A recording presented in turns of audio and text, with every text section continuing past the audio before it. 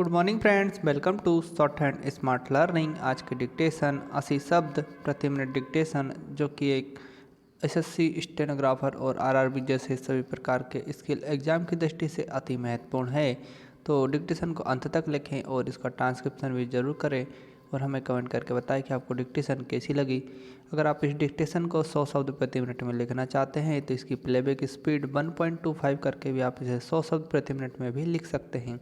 Dictation को ज़्यादा से ज़्यादा शेयर कर दें ताकि सभी तक डिक्टेशन पहुंच पाए और चैनल को सब्सक्राइब कर लें ताकि सबसे पहले आपको डिक्टेशन मिल पाए। डिक्टेशन शुरू होगी 5 सेकंड बाद।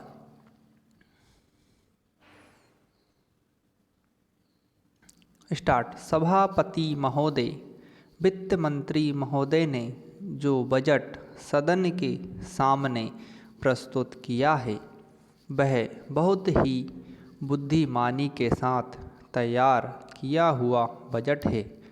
उन्होंने कोशिश यह की है कि अमीर और गरीब कोई भी कर से बच ना पाए, लेकिन उन्होंने उद्योगपतियों को थोड़ी सी छूट भी दी है।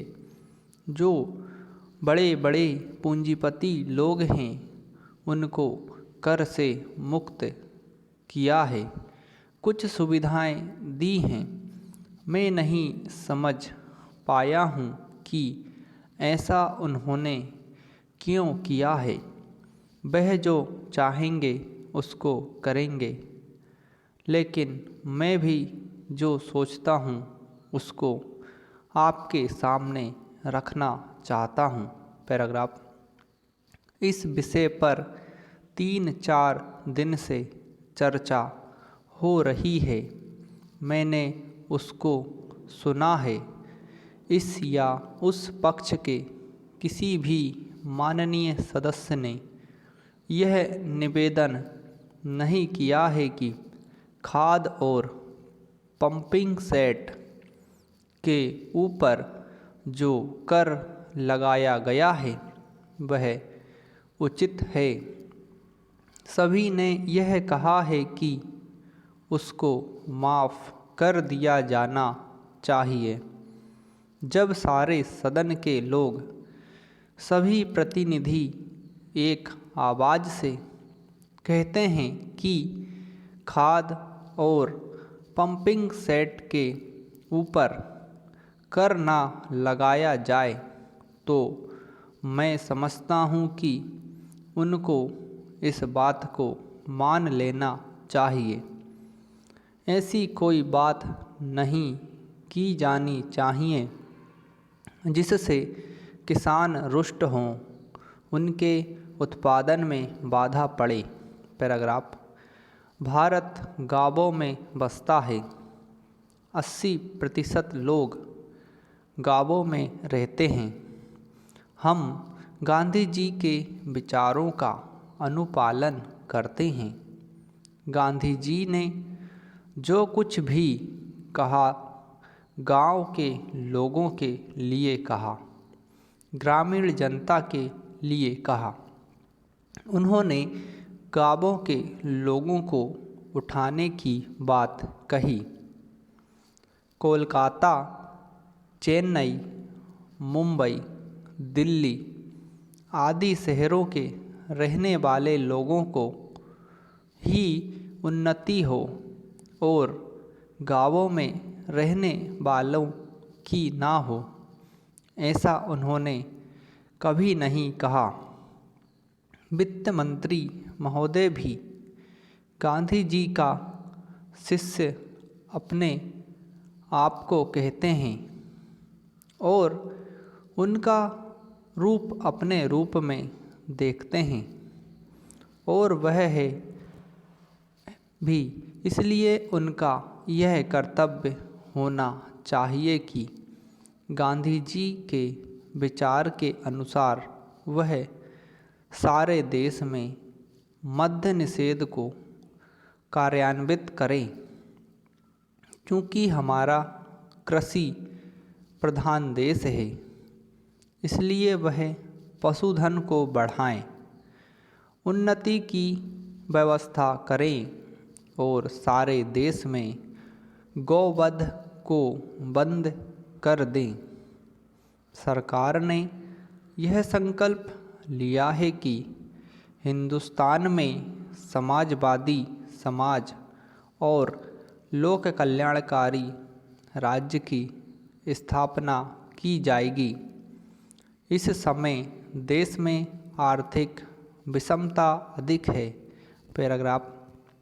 सभापति महोदय, एक व्यक्ति की आमदनी 3-4 आने और दूसरे की 10-20 हज़ार रुपये है।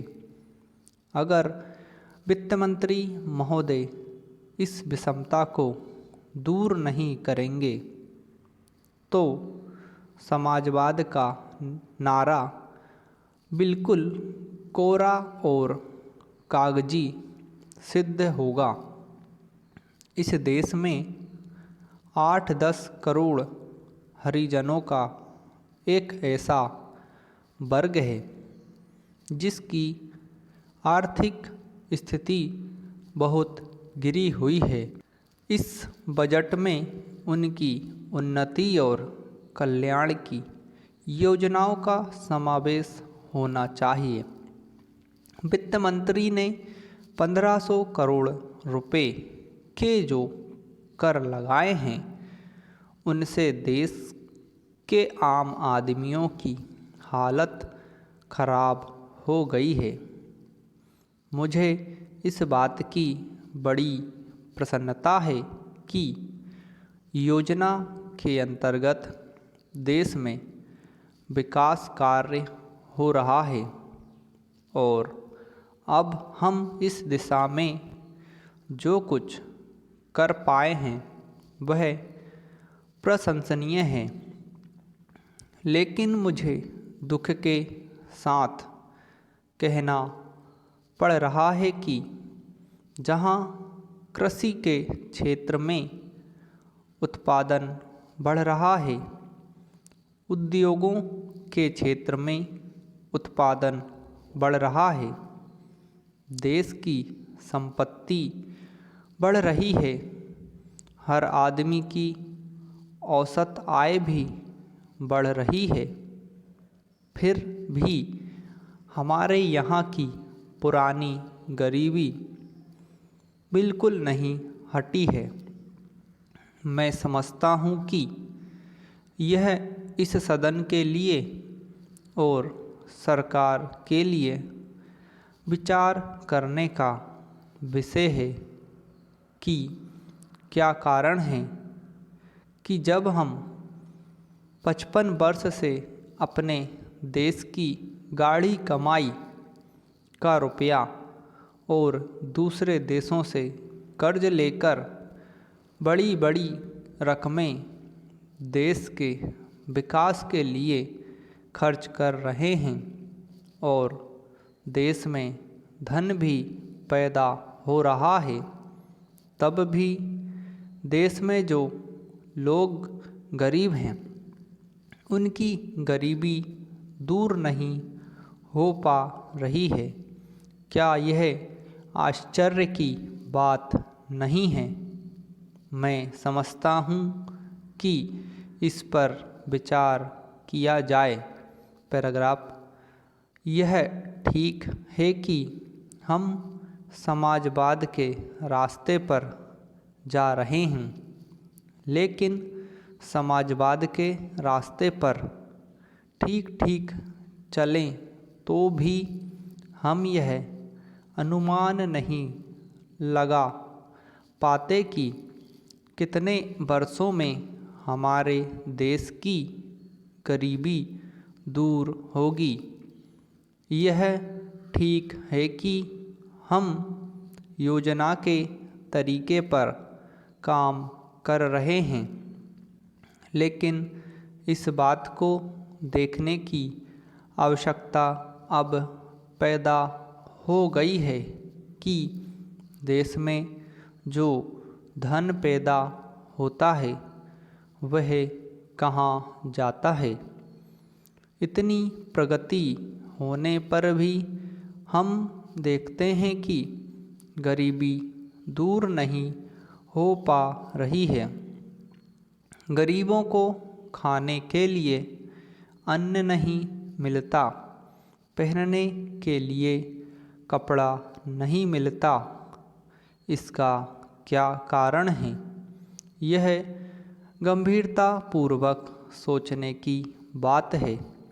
यह समस्या समाजवाद का प्रस्ताव पास करने से ही हल नहीं होगी। समाप्त।